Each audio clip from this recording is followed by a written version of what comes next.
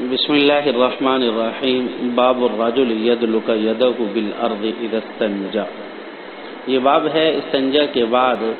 زمین پر ہاتھ رگڑنے کے بیان میں. حدثنا ابراہیم بن خالد حدثنا اسود بن عامر حدثنا شریک وهذا لفظه حين وحدثنا محمد بن عبد الله يعني المخزمی حدثنا وقيع عن شريك عن ابراہیم بن جرير عن ابي زرعة عن ابي هريرة رضي الله تعالى عنه قال كان النبي صلى الله عليه وسلم اذا اتى الخلاء اتيته بماء في طور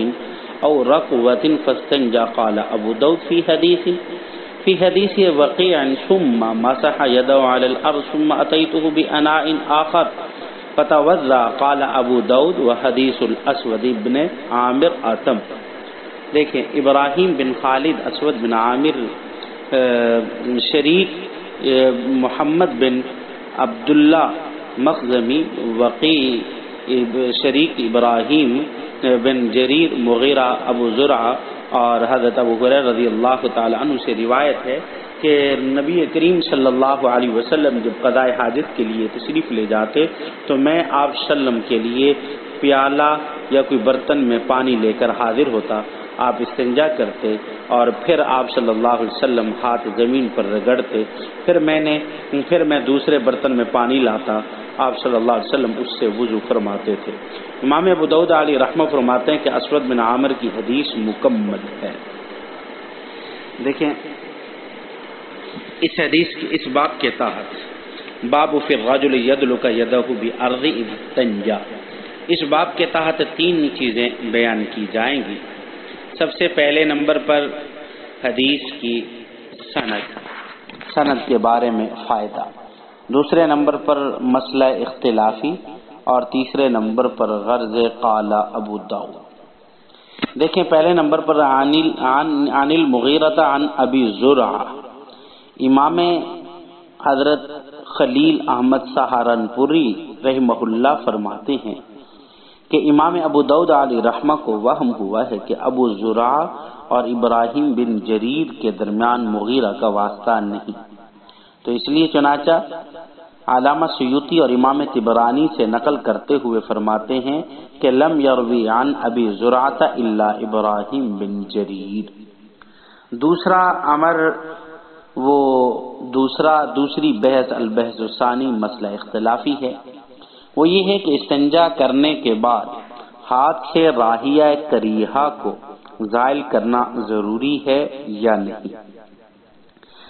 حضرت گنگوہی نور اللہ مرقدہ فرماتے ہیں کہ فقہائے احناف کے اس میں دو مذہب ہیں. پہلا مذہب تو یہ ہے کہ بعض کے ہاں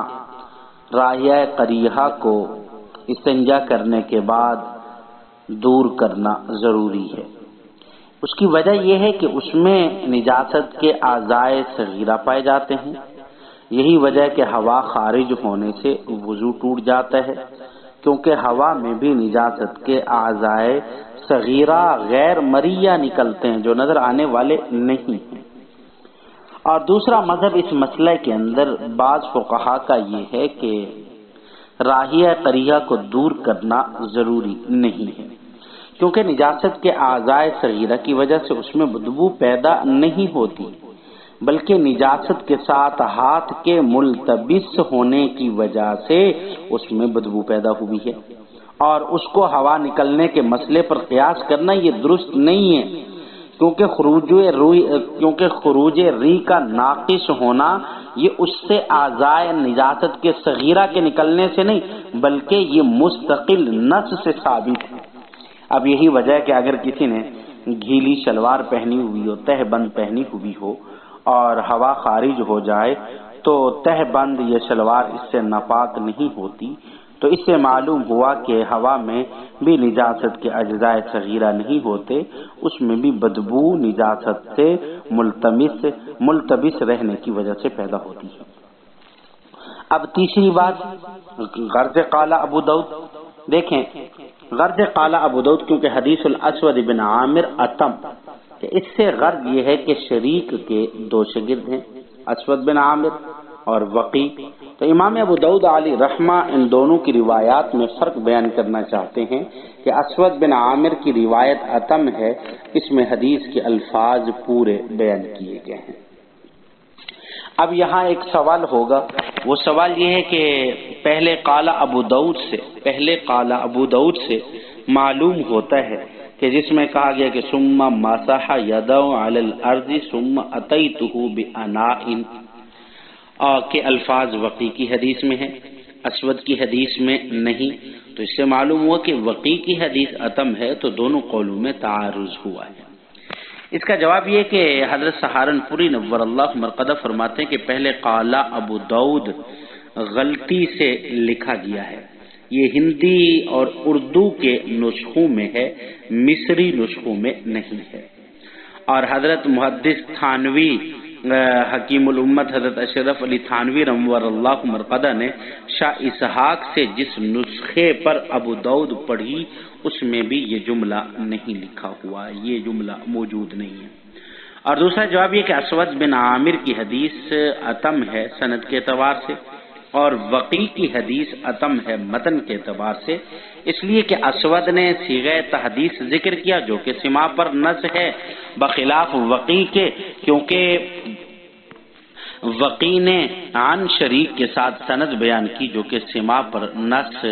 نہیں ہے۔ دعا کیجئے کہ اللہ رب العزت ہمیں عمل کرنے کی، سمجھنے کی توفیق عطا فرمائے۔ وما علینا الا البلاغ۔